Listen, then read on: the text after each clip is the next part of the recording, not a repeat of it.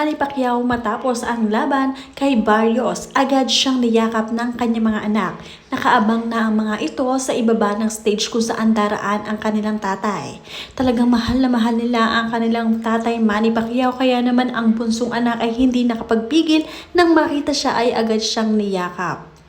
Panoorin kung hindi pa nakasubscribe, don't forget to click subscribe and hit the notification bell to keep you updated.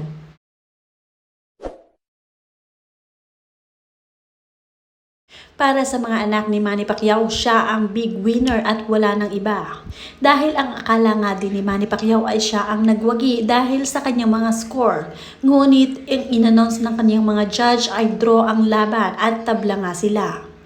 Marami nga ang naniniwala sa kakayahan ni Senator Manny Pacquiao. Sabi nga dito ng kanyang tagahanga, Manny Pacman Pacquiao ay isang mandirigmang Filipino. We are proud of you, champion.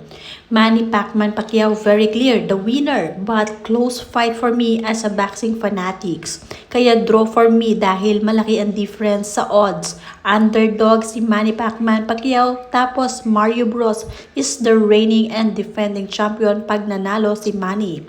Medyo maraming mayaman na matatalo yon ang bumubuhay sa boxing. Mayayamang maka-afford sa ringside. Itong aking opinion lamang. I love boxing noon hanggang ngayon, lalo na pag Manny Pacman Pacquiao fight.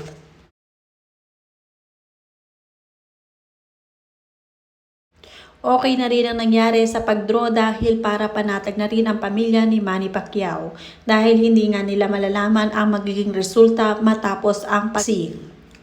Natutuwa nga ang mga fans dahil kay Jinky talaga namang napaka-head turner nga daw at napakaganda sa ringside. Siya ang tunay na wagi, ang asawa ni Mr. Manny Pacquiao na si Jinky Pacquiao. Matalo manalo, laging nasa tabi ito ng kanyang asawa.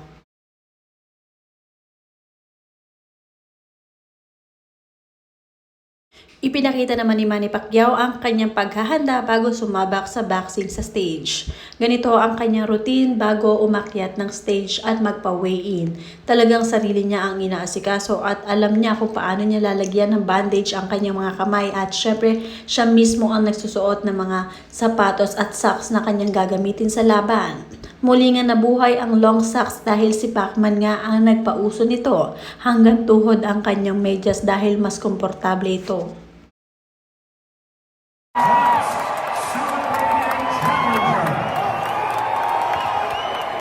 24 years ago, he made his first appearance here in the world-famous MGM Grand Garden Arena, and tonight he makes his record-breaking 16th appearance here.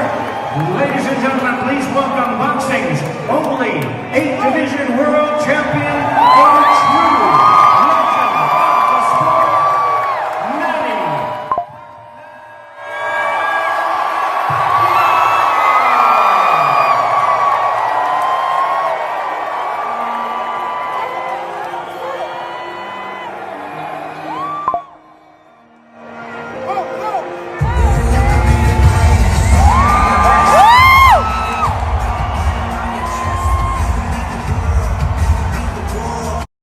Sabi nga ng mga fans si Manny Pacquiao, Jose Garcia, last 3 rounds na dali si Manny. Isa pa in favor din kay Barrios kasi mas marami yung nalan niyang suntok. Pero mas maganda kasi ang performance ni Manny kaysa kay Barrios. So draw is fair. Yan ang sabi ng ilang mga fanatics nila.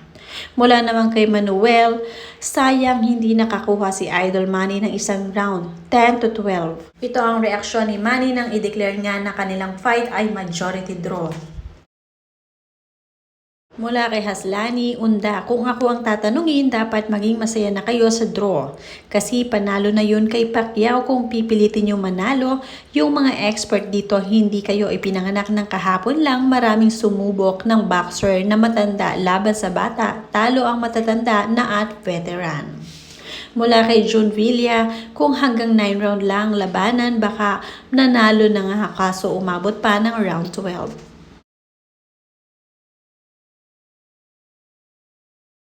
Mula kay Mr. Danvantari Ramones, di talaga nila i-declare na si Tito Manny ang panalo kasi para sa mga promoter washout na si Tito.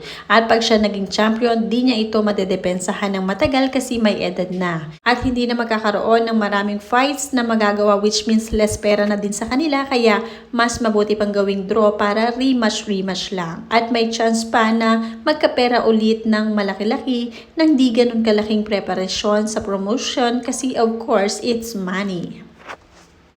Mula naman kay Ronel Bañez, pag mga ganun, hindi pwede na ipanalo nila si Pacman pag mga ganyan kasi lugar nila yon.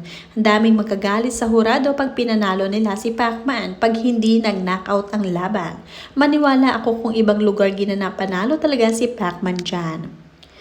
Hanggang 9th round lang yung score mo Mula kay Lac Bebet. Hindi na kagaya dati na medyo mahina na, dati guba talaga ang mukha mga kalaban kung sa akin retire na lang. Iwas na medyo may edad na. Congratulations, Manny. Ang kagandahan naman sa pamilya ni Manny Pacquiao, talagang nakabantay silang mabuti. All out support sila sa kanilang tatay. Lalong-lalo na ang kanyang mga anak na talaga namang mahal na mahal si Manny Pacquiao at nag-aalala nga habang nasa ring ito.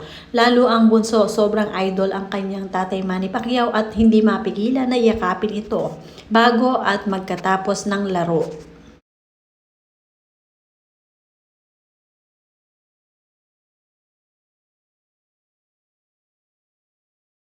Samot-saring ang reaksyon ang talagang ngayon ay nag-uusap-usap sa social media dahil nga sa paglaban ni Senator Manny Pacquiao ng boxing. Mula kay Reynald Guinness, nabuhayan ang boxing world sa pagbabalik ni Pacman. Draw ang laban para may rematch. Another huge money will be on the line sa mga aficionado ng boxing. Simple as that.